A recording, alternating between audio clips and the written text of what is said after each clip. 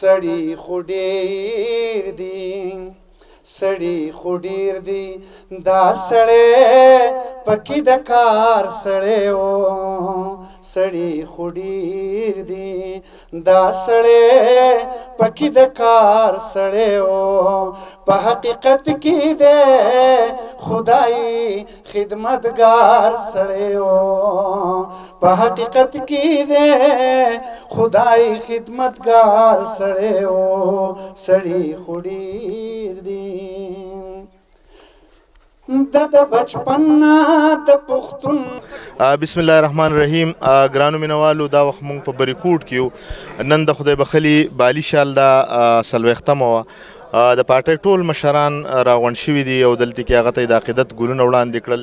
شاعرانو پکې په شاعرۍ په ژبه کې او زموږ مشرانو پکې په هغه خپل انداز باندې هغه ته د عقیدت ګلونه وړاندې کړل. هغوی زموږ سره موجود دي، د هغوی سره خبرې کوو.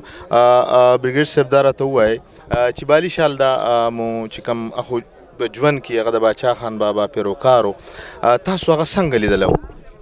بسم الله من الشیطان الرجیم. بسم الله الرحمن الرحیم. څنګه چې ما ووایي موږ خو یعنې په دې خپل ژوند کې چې ما کوم دا کړی وه، خو د خان لالا سره زلمی پاتې شوی و. بیا ورسره د هغه په پښتون زلمي کې هم ورسره و، په پارټۍ کې هم ورسره و، په هر وخت کې ورسره موجود و. او ما خو چې اوس کله جاین کړی دی نو مې دا ووایي چې په بریکوټ کې کله د بریکوټ نوم راته نو د بالي شال الله تصویر به ما ته راته او شروع مې هم داسې وکړه چې ما ویل قسم د کار سړی م ولاړو، خدمتګار سړی م ولاړو. نو واقعي هم دغه شانتې وه چې زموږ ټول ډیپنډنس په هغه باندې و. خو چې یو سړی موجود وي نو موږ ته دا خیال چې دا به هم دغه شانتې چلیږي، موږ د هغه احساس نه کوو. اوس ما ته یقین دی چې د بریکوټ زموږ کم ملګري دي او موږ ته په خپله باندې چې نشته چې هغه کم ځایونه کور کړي وو، کم سوري هلته کې هغه به ټپ کړي وو. اوس هغه ټول موږ ته اوس ښکاره شو چې دا هر څه خو بالي شال الله کول. نو الله تعالی دې هغه وبخي. هغه خو داسې و چې موږ د هغه نه رحمایي واخیسته، ځکه چې په سیاست کې زما نه ډېر مخکې و. زما د والد صاحب سره دغه شوی دی، زه خو په فوج کې وم، اوس رالم، اوس مې دغه شروع کړي دي. نو الله تعالی دې وبخي. او د هغه خو ما دا ووایي چې د باچا خان صحیح پیروکار په دې و چې زه لالچ نه و، منډه تړه به ټوله واله خدمت به ټولو کوو، خو واپسي څه غوښتې نه دي. دا تمه نه ده لرلې چې دا شی ماته میلاو شو، دا نه شو خفګان نه دی کړی چېرته دغه شان. شادوران خان، په ضلع کې تاسو څه کمی محسوس کوئ د بالي شال الله؟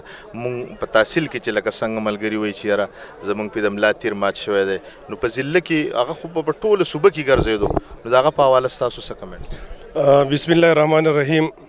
نن د بالي شال الله څلوېښتمه ده. موږ ټول ملګري راغلي یو. بریکوټ تاثیر هم دلته موجود دی، زموږ مرکزي مشر هم دلته موجود دی، ایم پی ایس هم موجود دی، ټول مشران دلته کې. خو څلوېښت ورځې وشوې خو موږ داسې نه ده ګڼلې. موږ دا وایو چې هغه پرون لکه چې زموږ نه تللی، ځکه چې د بالي شال دا زموږ سره د پارټۍ سره د دې بریکوټ تحصیل سره بیا خصوصا د ضلع سوات د پارټۍ د ملګرو سره ډېر لویه مینه وه. هغه هر وخت چې دی نو د خدای خدمتګارو، هغه د باچا خان بابا صحیح پیروکارو، ځکه چې هغه نه څه لالچ و، نه هغه په ستمه نه څه په کار باندې پارټي کوله. خو هغه چې سهار به راوتو تر ماښامه پورې هغه بل څه روزګار نه دی کړی. د هغه بچو د هغه دپاره روزګار هم کړی دی، هر څه یې کړی، هغه له یو عزت ورکړی او هغه به د پارټۍ دپاره شپه ورځ چې دی خدمت کول. نن موږ هغه چېرته هم نه شو هېرولی، که دا د هغه څلوېښتمه ده، که د هغه کلیزه خو هغه زموږ په زړونو کې ژوندی دی. وقار خان، ستاسو سره د هغه ډېر زیات نزدېکت و او هر وخت به یې تاسو یادولی، نو د هغه کمی څنګه محسوس کوئ؟ بسم الله الرحمن الرحیم. ډېره مهرباني روی. د هغه کمی خو داسې خبره ده چې لکه تر څو پورې چې ژوندي یو نو هغه کمی نه پوره کېږي. څنګه زما د وروڼو خبره وکړه، هغه یو داسې شخصیت الله هغه له ورکړی و چې هغه په حقیقت کې او حقیقي باچا خان پیروکار او باچا خاني په هغه کې وه. نو هغه یو داسې شخصیت دی چې هغه در مرګه پورې د هېرېدو نه دی. او دغه دعا به کوو چې الله دې هغه له په جنت فردوس کې ځای ورکړي. او نن زما خلک تاسو دا ولیده، دا کم خلکو دا مینه محبت چې د هغه سره و او راغلي دي، نو دا کم خلک چې د پروګرام له راغلی دا د دې غمازي کوي چې دا د دې دغه کوي چې یاره د هغه سره د خلکو څومره مینه ده، هغه نه یېرېدی شي، هغه به نه به هېر شي انشاءالله. الله اکبر خان جی، زه به دا ووایم چې یاره یقینا د ده سره داسې هغه و چې بلکل هغه خلک چې وایي د ملا تیر پې د سړي مات شي. نو په الله اکبر خان ډېر زیات یوازې شوی دی. په الله اکبر خان څه ګڼئ؟ اوس ته څه ښکاري؟ مونږ خو چې یینو مونږ داسې یینو چې یاره لکه ستا نه چې څه ورک شوي، هر وخت ته په دغه سوچ او فکر کې. الله دې تعالی او د هغه ټول خاندان له زړه صبر ورکړي. خو څه محسوس کې؟ اول خو زه لکه څنګه چې تا دعا وکړه دغه شان دې زه په دغه باندې امین وایم چې الله دې موږ له زړه صبر راکړي او هغه دې الله د هغه ډېر ژوند په راحته کې والله دې هغه مغفرت نصیب کړي او د هغه کمې خو انتهایي موږ محسوسوو او هر وخت هر کردار چې مطلب دا موږ له مخې راځي نو په هغې کې د هغه به یو جداګانه حیثیت او جداګانه کردار بول او د هغې موږ هر وخت کمې محسوسوو خو لیکن بیا هم دا یو حقه لار ده د الله نه به سوال کوو دا دعا کوو چې الله دې دغه ډېر ژوند د راحته کړي او د ملګرو په ډاډ باندې هغه سخته او هغه کمې به پوره کېږي به او د الله نه به امید غواړو چې الله زموږ مدد وکړي او انشاءالله تعالی په دې ورځ باندې کوم چې دغه 40مه ده په دې باندې هم موږ یو عزم کوو څنګه چې هغه د پښتونولۍ دپاره د باچاخانۍ دپاره خپل ژوند وقف کړو او هغه یو کردار لوبولی په دغه ورځ باندې زه دا عزم کوم زما ملګري دا عزم کوي زموږ دا تنظیم دا عزم کوي چې هم د هغه په لاره باندې به ښه په نیغه یو خلوص د یو پاکې مینې سره به د پښتون قوم سره